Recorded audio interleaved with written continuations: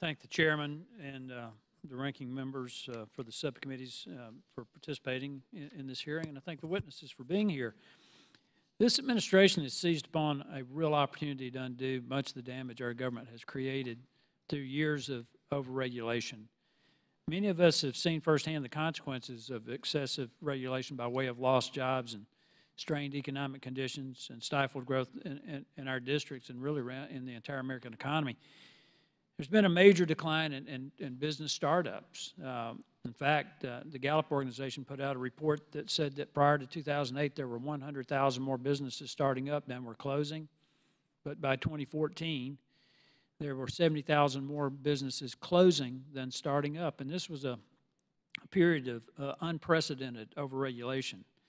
My subcommittee has heard countless stories from states and local governments and individuals about their inability to make decisions that are most important to them simply because their hands are tied by the cost or logjam or the uncertainty created by inconsistent and often contradictory federal regulations.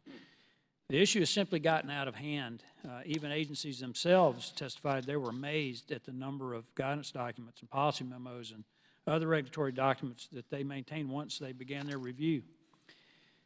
As the chairman noted, it's been encouraging to hear from the agency representatives that they are working to end this practice of overregulation and start repairing the relationship that the government has with its people, beginning with the elimination of obsolete and duplicative and contradictory regulations.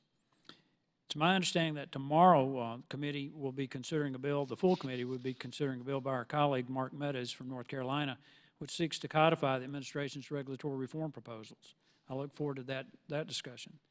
I appreciate the input our agency witnesses have provided in these hearings to show how these policies are yielding real results for the public by reducing not only the number of federal regulations and guidance documents, but also the costs and burdens that Americans face every day, which amount to trillions of dollars every year. In fact, last year alone, regulations cost the average household almost $15,000, which I'd like to point out places a disproportionate burden on lower income households, similar to what I grew up in.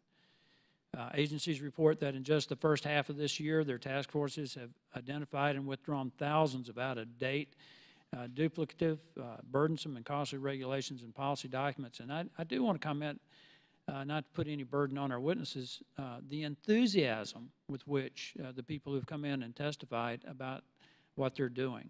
This is not policy work. We're not asking you to legislate, and we commend you for what you're doing.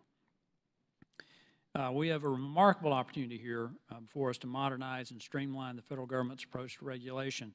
Mr. Jitendra Kohli, who led the United Kingdom's one in and two out regulatory reform initiative, testified at our first hearing that this is fundamentally about culture change. It really is, in changing the culture of government. I couldn't agree more.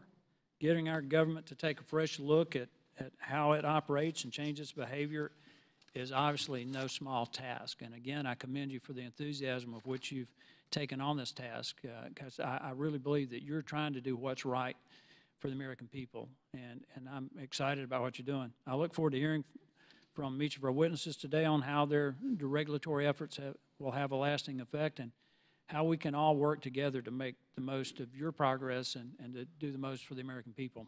With that, Mr. Chairman, I yield back. Thank you very much.